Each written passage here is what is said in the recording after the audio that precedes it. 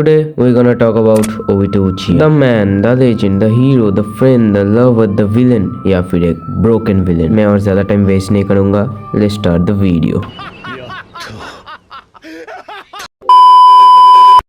पूरे Naruto anime के अंदर हमें ओबिटो के मॉम डेथ के बारे में ज्यादा बताया नहीं जाता. सिर्फ इतना बताया जाता है कि ओबिटो अपनी दादी माँ के साथ रहता था. बचपन से ही ओबिटो एक चीयरफुल बंदा था. जिनको मदद की जरूरत होती ओबिटो उनकी मदद करता. इसलिए उसका सपना था कि वो एक दिन होकागे बने. जब वो स्कूल में था तो वो था टीम 7 में, जिसका कैप्टन था मिनाटो और ओबिटो के साथ थे रिन और ककाशी. लेकिन हमारा ओबिटो रिन से एक तरफा प्यार कर बैठा और ककाशी को अपना सबसे बड़ा राइवल भी मानता था, क्योंकि ककाशी उससे पहले ही जूनिन बन चुका था. तो ऑब्वियसली यार जलन तो होगी ना. और फाइनली ओबिटो के जूनिन बनने के बाद उनका पहला मिशन था कनावी ब्रिज को डिस्ट्रॉय करना. लेकिन इस मिशन में रिन हो जाती है किडनैप. रिन के किडनैप होने के बाद ककाशी और ओबिटो में झगड़ा हो जाता है, क्योंकि जहां ककाशी अपने मिशन को लेकर सीरियस था वहीं ओबिटो रिन को बचाने के बारे में सोच रहा था. और आखिरकार हमारा ओबिटो चला जाता है अकेले रिन को बचाने और सारे निंजास से अकेले ही भिड़ जाता है. और यहाँ ककाशी वापस आता है और ओबिटो की हेल्प करता है. लेकिन इन निंजास के फाइट में ककाशी का एक आंख बुरी तरह इंजर्ड हो जाता है, जिसे देखकर पहली बार ओबिटो अपना शारिंगन अनलॉक करता है और सारे बंदों को अकेले ही पेल देता है. काको, जिसने रिन को किडनैप किया था, और पूरी केप को डिस्ट्रॉय कर देता है. टीम 7 निकलने की कोशिश तो करती है,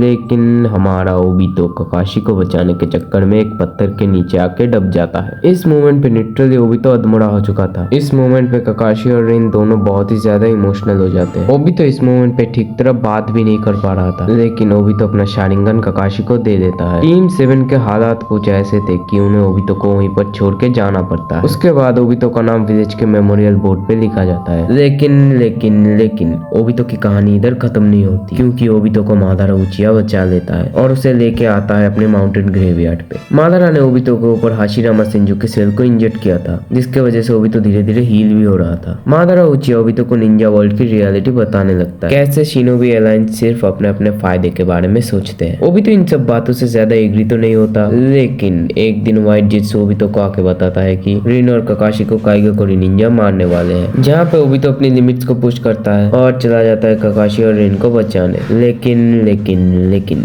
ओबिटो वहां जाने पर देखता है रिन ऑलरेडी मर चुकी होती है, जिसे देख के ओबिटो और ककाशी दोनों अपने शारिंगन एक्टिव कर लेते हैं. ककाशी तो इस मोमेंट पे बेहोश हो जाता है, लेकिन हमारा ओबिटो उन सारे निंजास को अकेले ही मार डालता है. ओबिटो जहाँ पर पूरा ही टूटा हुआ था और रिन के सामने बैठ के रोने लगता है. तभी उसे मादारा की कही हुई बात याद आने लगती है. ओबिटो, जिसने सोचा था माउंटेन ग्रेवयार्ड को छोड़ने के समय वो इधर वापस और कभी नहीं लौटेगा, लेकिन वो उधर वापस जाता है और मादारा के साथ हाथ मिला लेता है. इसके बाद से ओबिटो मास्क पहनने लगा और मादारा उचिया का नाम यूज करने लगा. मादारा ओबिटो को अपना चारा बनाना चाहता था. मादारा के सारे प्लान्स धीरे धीरे ओबिटो एग्जीक्यूट करने लगा. उनका प्लान था कि एक न्यू वर्ल्ड क्रिएट करना, जिसमें कोई पेन ना हो, कोई सैडनेस ना हो, एटसेट्रा एटसेट्रा. ओबिटो अकात्सुकी की हेल्प से तो सारे टेल बीस्ट को कैप्चर करने की ठान लेता है. नारुतो के बर्थ से पहले ओबिटो ग्रेवयार्ड में गया था, जहाँ उसे कुशिमा उजुमाकी की प्रेगनेंसी के बारे में पता चलता है. एंड ओबिटो को यह भी पता था कि कुशिमा ही नाइन टेल्स की जिंजुरी की भी है. ओबिटो नाइन टेल्स की हेल्प से पूरी विलेज को डिस्ट्रॉय करना चाहता, लेकिन ओबिटो ऐसा कर तो नहीं पाता. लेकिन हमें मिनाटो और ओबिटो की एक छोटी सी फाइट देखने को मिलते हैं, जहाँ पे मिनाटो ऑब्वियसली ओबिटो को डोमिनेट करता है, लेकिन विलेज को बचाने के चक्कर में कुशिमा और मिनाटो की डेथ हो जाती है. इसके कुछ सालों बाद ओबिटो मिलता है इताची से. इताची जहाँ अपने क्लैन को डिस्ट्रॉय करना चाहता था, इसमें ओबिटो इताची की हेल्प करता है, जिसके बदले इताची अकात्सुकी को ज्वाइन कर लेता है. इताची ने अपने भाई को नहीं मारा था, ये भी ओबिटो जानता था, जिसका फायदा ओबिटो फ्यूचर में उठाता है दोनों भाइयों को एक साथ लड़ाकर, क्योंकि ओबिटो ये जानता था इताची जब तक जिंदा है ओबिटो हिडन लिप विलेज को टच भी नहीं कर सकता. इताची के मारे जाने के बाद ओबिटो सात्सुके को विलेज के खिलाफ भड़का देता है. कैसे विलेज के लिए इताची ने अपने आप को सैक्रिफाइस कर दिया विलेज के लिए, वो भी अपने भाई के हाथ. जिसके बाद ओबिटो मिलता है ओरोचिमारू के स्टूडेंट काबुतो से, जो रीएनिमेशन जुत्सु यूज कर सकता था. ओबिटो काबुतो के साथ हाथ मिला देता है कि काबुतो ओबिटो के लिए मरे हुए शिनोबिस को जिंदा करेगा, जिसके बदले सात्सुके को ओबिटो काबुतो को दे देगा. जिसके बाद स्टार्ट होता है